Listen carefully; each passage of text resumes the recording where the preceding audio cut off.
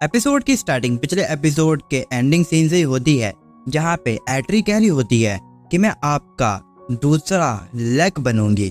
और जो नासू था वो तो उसे देख के काफी हैरान था यहाँ पर। तभी एट्री उसे अपने कंधों पे उठा लेती है और बाहर लेके भागने लगती है काफी तेजी से। और वो समुंदर के पास आके कहती है कि मेरे कैलकुलेशन के हिसाब से हम लोग बोट की तरफ जंप कर सकते हैं। और वो जंप कर देती है, लेकिन जंप करके होता क्या है, वो तो पानी में ही डूब जाती है। और फिर अगले सीन में देखते हैं कि उसके कपड़े गीले हो चुके थे तो वो सुखा रहा होता है। और वो तो एट्री पे काफी ज्यादा गुस्सा हो रहा होता है कि उसने ऐसा क्यों किया। तभी एट्री कहती है कि मेरे कैलकुलेशन के हिसाब से तो हमारा बिल्कुल सही था, कहीं आपका वेट गेन तो नहीं होगा जिस कारण मेरी कैलकुलेशन में गलती हो गई। और वो उसके पास आके कहती है चलो फिर से एक बार ट्राई करते हैं। लेकिन वो कहता है तुम मेरे से दूर रहो, और मैंने तुम्हें कहा था कि तुम्हें कैथरीन के साथ रहना है, तुमने मेरे ऑर्डर को ना मान कर मेरे पास क्यों आ गए। तो एट्री कहती है कि मैं तो कैथरीन के साथ ही थी, लेकिन उसने ही मुझे रास्ते में छोड़ दिया। तो फिर हमें पिछले दिन का सीन दिखाया था जहाँ पे कैथरीन तो भाग रही होती है, लेकिन रास्ते में एक गड्ढा सा आ जाता है जिस वजह से उसे वहीं पे रुकना पड़ जाता है। तो वो उससे कहती है कि तुम यहाँ से चली जाओ, मैं बाद में तुम्हारे पास जरूर आऊंगी। और फिर वो काफी तेजी से बाइक को उड़ाकर ले जाती है उस पार और निकल जाती है वहां से। और ये सुन के नात्सू कहता है तो इसी वजह से कैथरीन को पैसे की जरूरत है ताकि वो अपने कर्ज को चुका सके। फिर एट्री तो वहां पर खाना बनाने के लिए जाती है और कहती है कि मैं आज आपके लिए ब्रेकफास्ट बनाऊंगी। और उसे तो खाना पकाना आता ही नहीं है, वो तो आग ही लगा देती है। और वो कहती है प्लीज मास्टर अब मैं क्या करूं मुझे बताओ। और ये देखे तो वो भी परेशान हो जाता है, तो वो आग बुताने के लिए जाने लगता है। फिर हम लोग मिनामा को देखते हैं जो कि यही कह रही होती है कि इस बार तो मैं नात्सू को अपने साथ स्कूल लेकर जाऊंगी, लेकिन मैं उसको कौन सा बहाना लगा कर लेकर जाऊं। तभी वो शिप की तरफ देखती है कि वहां से तो धुआं निकल रहा है, तो वो जल्दी से वहां पर जाती है। और वो जब जाती है तो वहां पर वो नात्सू को बाहर निकलता हुआ देखती है, और वो अभी भी एट्री पे काफी ज्यादा गुस्सा था।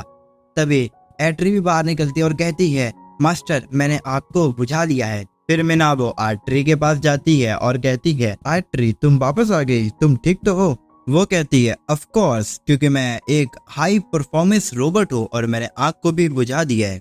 लेकिन नात्सू तो गुस्सा हो जाता है और वो कहता है कि तुम तो बिल्कुल कचरा हो, तुम रोबोट होके भी इंसानों ऐसी गलती करती हो। तो वो कहती है कि तुम मुझे कचरा मत बोलो, मैं एक हाई परफॉर्मेंस रोबोट हूँ। तो वो कहता है कि मैं तुम्हें कचरा बोलूंगा, तुम कचरे वाली हरकतें करती हो। लेकिन वो तो उस पे गुस्सा ही होने लगती है और वो दोनों झगड़ने लगते हैं। तो इससे परेशान होकर नात्सू कहता है कि चलो अब मैं तुम्हें बेच ही के आता हूँ, और वो उसे जाने लगता है लेकर। तभी मिनाबो उसे समझाती है कि तुम्हें ऐसा नहीं करना चाहिए, क्योंकि ये तुम्हारी ग्रैंड मदर की एक प्रीशियस चीज है जिसे उन्होंने संभाल के रखा था। तो ये सुन के नात्सू समझ जाता है, लेकिन वो कहता है ये फिर भी तो एक कचरा ही है, और वो फिर से गुस्सा हो जाता है इस पे। अगले सीन में नात्सू जाने लगता है फिर से सबमरीन लेकर। तभी मिनाबो कहती है क्या जाना सही रहेगा। तो वो कहता है कि हाँ बिल्कुल, क्योंकि जो ग्रैंड मदर ने एट्री को इतना संभाल के रखा है तो उसके इम्पोर्टेंट मिशन के बारे में कुछ ना कुछ जरूर मिलेगा मुझे। फिर अगले सीन में वो कुछ बुक्स लेके आता है और वो कहता है कि मुझे ग्रैंड मदर के घर से यही सब मिला। उस बुक्स को देख के मिनामो कहती है क्या तुम्हें इस बुक्स को देख के कुछ याद आया। लेकिन उसे तो कुछ याद नहीं आ रहा होता है। तो वही लोग बुक्स को पढ़ने लगते हैं और उसमें बेसिकली पानी के लेवल बढ़ने के बारे में ही लिखा हुआ था और ग्लोबल वार्मिंग के बारे में लिखा हुआ था। ये सब सुनने के बाद एट्री कह रही होती है कि मुझे पता लग गया, वो यही चाहते थे कि मैं अपनी पावर का इस्तेमाल करके पानी का लेवल घटाऊं, क्योंकि मैं एक हाई परफॉर्मेंस रोबोट जो हूँ और मैं अपनी पावर की मदद से पानी को कंट्रोल कर सकती हूँ। और फिर वो पानी को कंट्रोल करने के लिए जाते, लेकिन उसे पता ही नहीं है कि वो एक रोबोट है, ना कि कोई गॉड जो कि पानी को कंट्रोल कर सके। तभी नात्सू उसके सर पे मारता है और कहता है अरे तुम कितना ही नौटंकी करोगे, चलो अब शांत भी हो जाओ। तभी मिनामो आके कहती है क्यों ना हम इसे स्कूल में जाके देखें। और एट्री ने तो कभी स्कूल का नाम सुना क्या, उसने तो देखा तक नहीं था। तो वो कहती है स्कूल। तो मिनामो बताती है कि वहाँ पे बच्चे लोग एजुकेशन के लिए जाते हैं और तुम्हें वहाँ पर कुछ याद भी आ जाए। और नात्सू तुम्हें भी इसके साथ चलना चाहिए। लेकिन स्कूल वाली बात सुन के नात्सू थोड़ा उदास हो जाता है। तभी एट्री कहती है कि स्कूल वाली बात सुन के मुझे आइडिया आ गया। तो मिनामो कहती है क्या तुम्हें कुछ याद आया। तो वो कहती है कि हाँ लंच टाइम हो चुका है। और ये सुन के तो नात्सू गुस्सा हो जाता है और कहता है कि ये कचरा कचरा ही रहेगा, मुझे जल्दी से इसे बेच देना चाहिए और इसको बेच के जो पैसे मिलेंगे मैं उससे एक न्यू लेक खरीद लूंगा और मैं वहां पर रहूंगा।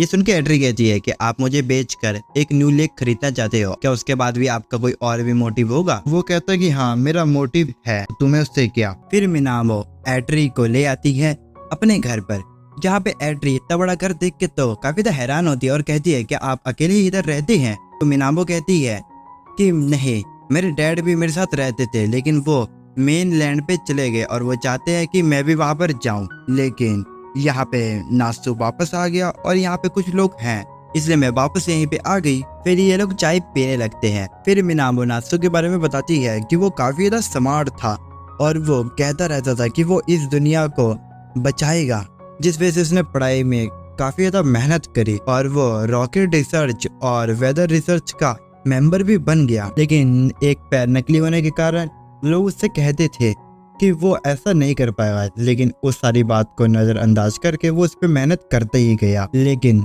जब स्पेस पे जाने की बारी आई तब पानी की लिमिट क्रॉस हो चुकी थी, जिस कारण वो स्पेस में जा ही नहीं पाया। ये सुन के वो कहती है कि मैं एक हाई परफॉर्मेंस रोबोट हूँ, तो मैं उनका लेग बनकर उनकी सारी विषय पूरे करूंगी। तो मिनाबो कहती है कि ये पॉसिबल ही है नहीं, तुम समझ नहीं सकती ये बात। और फिर वो कहती है कि जो नासु है वो तुम्हें बेचना नहीं चाहता है, क्योंकि मुझे लगता है कि वो तुम्हें काफी ज्यादा पसंद करता है और मैं चाहती हूँ कि तुम हमेशा उसका साथ दो। फिर शाम को जब वो घर जा रही होती है तो उसे उसकी बात कुछ समझ नहीं आई थी। फिर वो आ जाती है शिप के अंदर, जहाँ पे नासु सो रहा होता है और वो फिर से वही बचपन वाला सपना देख रहा होता है और उसे ऐसा करता हुआ देख वो कह रही होती है, क्या मास्टर का ब्रेन सिस्टम खराब हो चुका है, क्या मैं इसे ठीक करूं? और फिर वो उसके सर पे हाथ चलाने लगती है। तभी वो अपनी आंखें खोल लेता और कहता है कि मेरा ब्रेन सिस्टम खराब हो गया है, क्या तुम ठीक कर दोगी? एड्री कहती है कि मैं टॉवल और वाटर लेके आती हूँ, लेकिन नासु उसे रोक लेता है और उसकी गोद पे सर रख के सोचने लगता है और कहता है क्या मैं इस पे सो सकता हूँ? तो वो कहती है कि हाँ। अब अगले दिन जब नासु उठता है तो वो काफी ज्यादा घबरा जाता है, क्योंकि उसने जो हरकत एड्री के साथ करी वो उसे बिल्कुल भी पसंद नहीं आई और वो तो यही सोच रहा होता है कि वो सपना ही होगा, कि वो हकीकत नहीं हो सकता। और फिर वो एड्री को देखती है जो कि सपने में ही नासु को देख रही होती है और कह रही होती है कि आप तो काफी ज्यादा नॉटी हैं। और ये देख के तो वो गुस्सा हो जाता है और उसे मार के उठा देता है और मार खाने के बाद वो कहती है कि प्लीज मुझे मारो मत, और वो फिर से सो जाती है। नासु उसे उठाने लगता है और कहता है कि तुम एक रोबोट हो के भी इंसानों की तरह हरकतें कर रही हो, मुझे तुम्हें इंसानों की तरह ही उठाना पड़ रहा है और तुम जल्दी से उठो और तुम कल की सारी चीजें भूल जाओ, ये मैं तुम्हें ऑर्डर देता हूँ।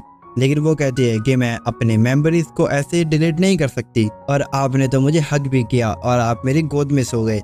ये सुन के तो वो और ज्यादा एम्बैरसिंग हो जाता है और कहता है कि तुम इसे जोर से मत कहो। कुछ समय बाद नासु कहता है कि मैं तुम्हें अभी नहीं भेज सकता कैथरीन को बिना बताई, और मैं तुम्हें वैसे भी ऐसे ही नहीं भेज सकता क्योंकि तुम्हारे अंदर कुछ एम्बैरसिंग चीजें भी रिकॉर्ड हो चुकी है। एड्री कह रही होती है कि मिनाबो सही कह रही थी, तुम्हें मुझसे प्यार हो गया ना, और वो उसे एक फ्लाइंग किस देती है और कहती है नासु सावा नॉटी बॉय। और ये सुनते ही वो उसके मुंह को जोर से पकड़ लेता है और उसे मारने लगता है। तभी मिनामो भी आ जाती है। नासु तो कह रहा होता है कि तुम ये सारी चीजें करना बंद करो, नहीं तो मैं तुम्हें तोड़ दूंगा और तुम्हारी मेमोरीज भी डिलीट कर दूंगा। और ये देख के तो मिनामो भी काफी हैरान होती है।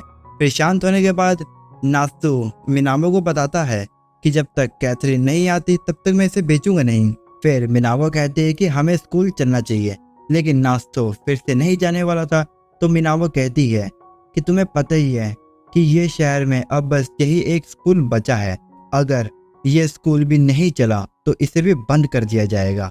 और इतना कहकर वो यहाँ से चली जाती है और ये सुन के नासु उदास होता है। फिर अगले सीन में नासु और एड्री कहीं जा रहे होते हैं।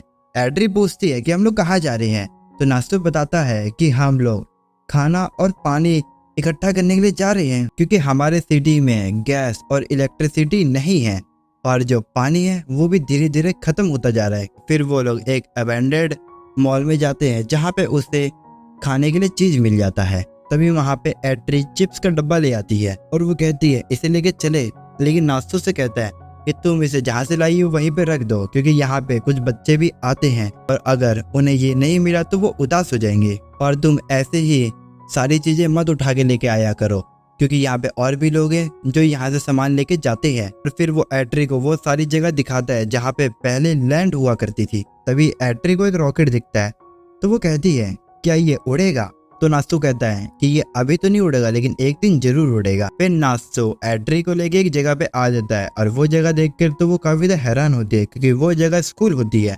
तभी उनकी मुलाकात मिनाबो से भी होती है जहाँ पे नासू से कहता है मिनाबो अब अगली ड्यूटी तुम्हें इसे संभालने की है। और एट्री तो हिचकिचाने लगती है लेकिन वो कहता है कि मैं तुमसे टाइम टू टाइम मिलने जरूर आऊंगा। ये सुन के मिनाबो खुश हो जाती है और इधर तो एट्री स्कूल को उसको देखते ही जा रही थी। और इसी के साथ मुझे जाता है ये वाला एपिसोड खत्म। अगर आपको ये वीडियो पसंद आई हो तो लाइक सब्सक्राइब जरूर कर देना। तो मिलते हैं किसी न्यू वीडियो के साथ, तब तक ले सायोनारा और बाय।